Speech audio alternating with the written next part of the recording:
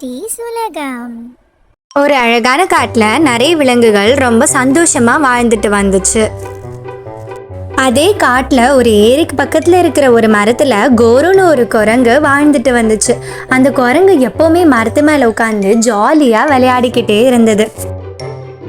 அன்னைக்கு ஒரு நாள் அந்த ஏரியில இருந்து ஒரு பெரிய முதலை வந்தது. அந்த முதலை குரங்க பார்த்ததும் இப்படி நினைச்சது, ஆஹா, இன்னைக்கு சரியான விருந்துதான். இந்த குரங்க பார்த்தாலே நாக்குல எச்சியா ஊறுதே. இந்த குரங்கோடைய இதயத்தை வெட்டி தின்னா எவ்வளவு ருசியா இருக்கும் அப்படின்னு அந்த முதல்ல நினைச்சது. அதுக்கப்புறமா அந்த முதல்ல அந்த குரங்கு கிட்ட மெதுவா போச்சு.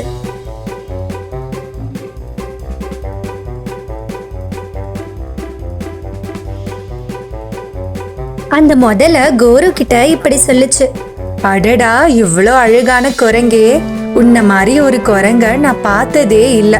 ரொம்ப அழகா இருக்க. உன்ன மாதிரி ஒரு அழகான குரங்குங்களுக்கெல்லாம் நான் பரிசு வச்சிருக்கேன். இந்த ஏரியை கடந்து போனா எனக்கு பெரிய வீடு இருக்கு. அந்த வீட்டுல நிறைய வாழைப்பழங்கள் இருக்கு.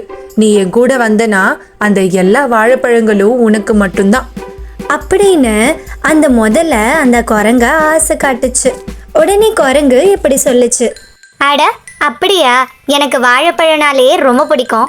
நிறைய வாழைப்பழம் இருக்குன்னா நான் வராம இருப்பேனா என்ன? தோ வந்துடுறேன் அப்படின்னு அந்த குரங்கு முதலையோட போக ஆரம்பிச்சது.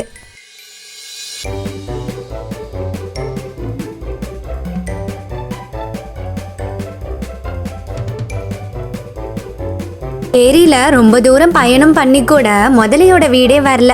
உடனே கோரு குரங்கு முதல்ல கிட்ட இப்படி கேட்டுச்சு, அட முதல்ல, உன் வீடு வரும்னு சொன்ன, வாழைப்பழம் தருவேன்னு சொன்ன, ஆனா ரெண்டுத்தையும் இப்ப வரைக்கும் கண்ணுலயே காட்டலையே. இன்னும் நம்ம போய்கிட்டே தான் இருக்கோம் அப்படின்னு அந்த குரங்கு முதல்ல கிட்ட சொல்லுச்சு. உடனே முதல்ல இப்படி சொல்லுச்சு. அந்த நேரத்துல அந்த முதல்ல ரொம்ப பயங்கரமா மாற ஆரம்பிச்சது. ஏய் குரங்கே, உன்னை இந்த ஏரிக்கு நடுவுல கூட்டிட்டு வந்தது உனக்கு வாழைப்பழம் தரேன்னு நினைச்சியா? உன்னை பயங்கரமா ரசிச்சு ருசிச்சு சாப்பிட்றதுக்காக தான். உன்னுடைய இதயத்தை எடுத்து சாப்பிட்டா அது எவ்வளோ ருசியா இருக்கும் அப்படின்னு அந்த முதல்ல பேசிச்சு. இதை கேட்ட குரங்குக்கு ரொம்ப பயம் வர ஆரம்பிச்சது. இருந்தாலும் பயத்தை எதுவும் காட்டிக்காம குரங்கு அந்த முதல்ல கிட்ட இப்படி சொல்லுச்சு, அட முதலக்கா, என்னுடைய இதயத்தை சாப்பிடவா இவ்வளோ தூரம் கூட்டிட்டு வந்தீங்க? அடடா, இது எனக்கு தெரிஞ்சிருந்தா அப்பவே நான் உண்மையா சொல்லியிருப்பேனே. அட ஆமா முதலக்கா, என்னுடைய இதயம் ரொம்ப அழுக்கா இருந்ததா, அதனால இப்போதான் அதை துவைச்சு காய போட்டு அந்த மரத்து மேல ஏறி உட்காந்து விளையாடிட்டு இருந்தேன். அந்த நேரத்துல தான் நீங்க வந்து என்ன வாழைப்பழத்துக்காக கூட்டிட்டு போனீங்க.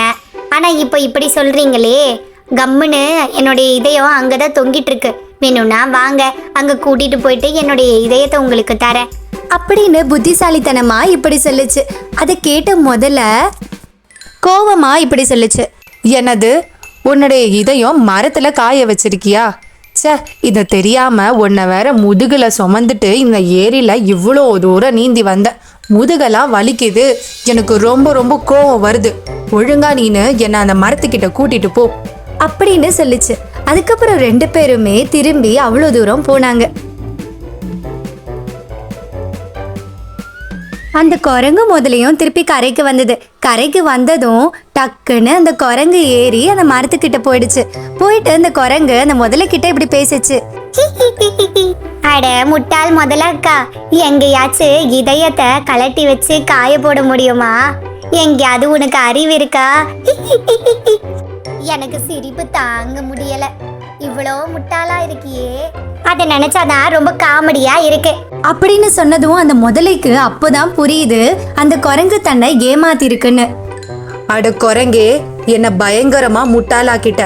கண்டிப்பா ஒரு நாள் உன்னுடைய இதயத்தை சாப்பிட்டே தீருவேன் அப்படின்னு அந்த முதல்ல ரொம்ப கோவமா சொல்லிட்டு அங்கிருந்து கிளம்பிடுச்சு. இது இன்னைக்கான கதை. இந்த வீடியோ பிடிச்சிருந்தா லைக் பண்ணுங்க, ஷேர் பண்ணுங்க, மறக்காம சப்ஸ்கிரைப் பண்ணிக்கோங்க. பாய் பாய்.